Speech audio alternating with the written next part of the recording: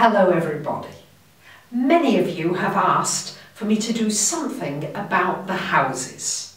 So here is a brief overview so that when I do the monthly forecasts, you'll be able to understand a little bit about what the houses mean.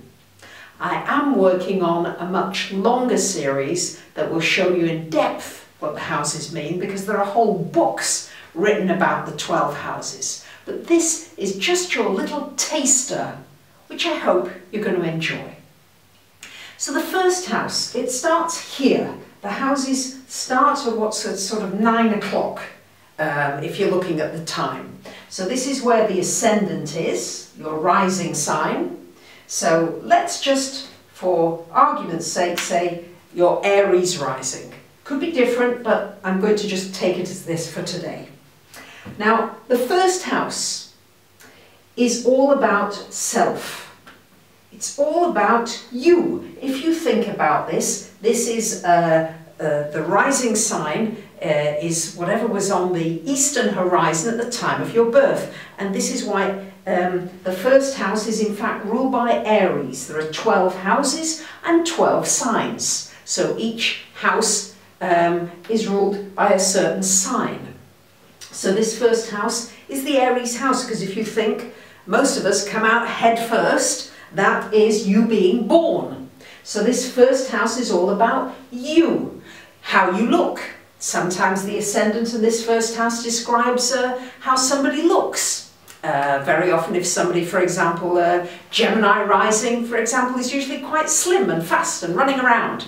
Cancer rising, not necessarily, although I have to say I'm Cancer rising, and well, yes, there are other reasons for that. So those are more detailed things about a chart that one goes into over time. But if you can just remember that this first house is self, me, my self-development.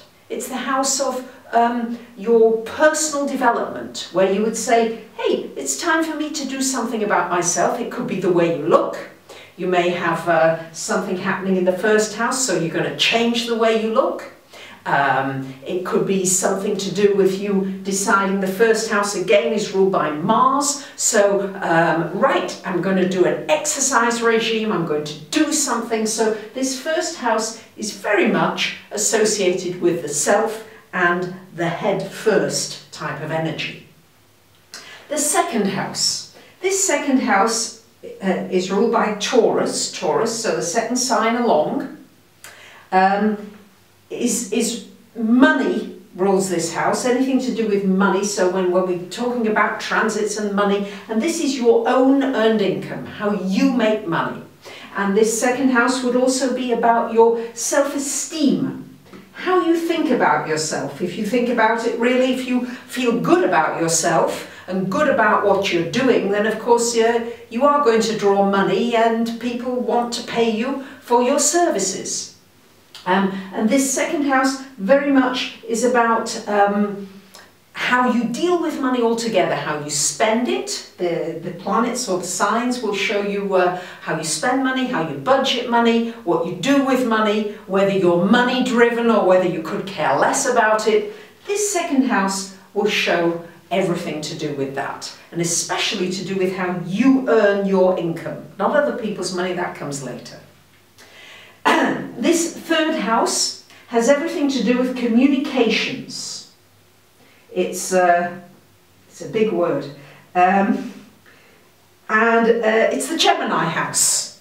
And if you think communications, this is the house that would rule short journeys, a trip here, a trip there. You know what Gemini's like, quickly bored. I've got to be very quick with Gemini videos because, come on, let's get on with it. The difference here with this second house, Taurus, money, Taurus is a fixed sign. Yes, it really wants something very practical. So that's the practical side. This is now, let's discuss things. Let's talk about things. Let's email. Let's text. This is the house of all kinds of communication. It would also rule technology. It would also rule anything to do with networking of any kind. Great aspects to this house. Could be very good as well for negotiations. This would be financial negotiations. This could be other types of negotiating in the third house. The fourth house house. This is the house ruled by Cancer. And this house is all about home and family. If you look at it really, it's the bottom of the chart, what's known as the IC. And the bottom of the chart is everything to do with, it's like the roots. Yeah, the roots are growing out of the chart here. So yes, planets down here get quite rooted. So people who've got lots of planets here often are interested in ancestry, or they've got things to do with home and family here, very strong in that 4th house. The 5th house, I'm zipping through them, and of course there's tons to say, because eventually what I would be doing is, when I'm teaching this, you know, I'm plopping a planet in there and saying, okay, let's look at Jupiter in the 1st. Is that a jovial person? Let's look at Saturn in the 1st. Oh, that's maybe a more serious, responsible person. You see, so we look at things in more detail. But this is just your taster. And then we've got this 5th house. This 5th house is the house of children. It's the house of romance. It's the house of creativity. It would also be the house that would rule anything to do with sports. Very often sporty things, but anything to do with acting. It's the Leo house. It's about expression of creativity. It's also the house of self-employment. This 5th house is the entrepreneur house, and this would indicate this house very often as to whether you would do well being self-employed. The 6th house is about work. It's the Virgo house. It's about health, and it's also about service. So very often, for example, just a little example here, if I see Saturn in this 6th house, and along with some other bits and pieces, but Saturn in the 6th very often indicates as a signature of a doctor, a medical doctor, or somebody in that health field. So this house, when I look here, we look in this 6th house, we're looking at what's going on with your work. What's happening? Is there something happening with Saturn there? Maybe there's a contraction, maybe redundancies are happening, or is it Jupiter? Is it opening up? So this is the work and health and service to others. This is a desire. This part of the chart is reaching out to other people. This part of the chart is about me and my self-development. And here I'm beginning to reach out to others. Especially when we get to here, the Libra house, which is the relationship house. So we're looking here, when anybody asks about marriage, about committed types of relationships, and this would also cover everything to do with business relationships as well. So when people are asking about relationships, we're looking here in this 5th house about romance, and we're looking here in this 7th house very much when it comes to this one-to-one, more committed type of relationship. So if somebody's asking about their marriage, things going on there, we're looking at aspects usually to this 7th house. The 8th house. The 8th house, while the 2nd house was money you earn, the 8th house is other people's money. And the houses are all mirrors, if you like. They balance one another out. The 1st house is about you. The 7th house is about you and how you are in your relationships.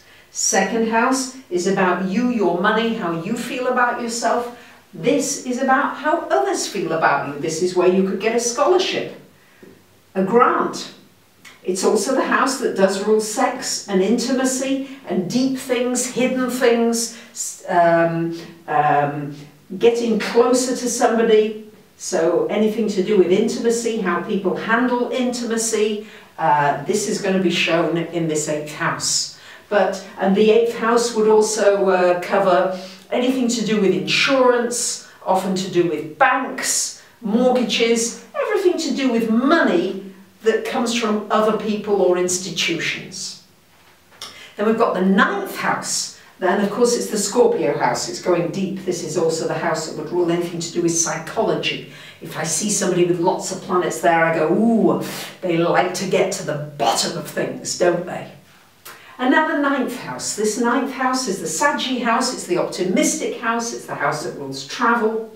It will be the house that would rule religion, but also your spirituality, how you know, your meaning in life. What gives, I can't spell that, it's too many things, spirituality.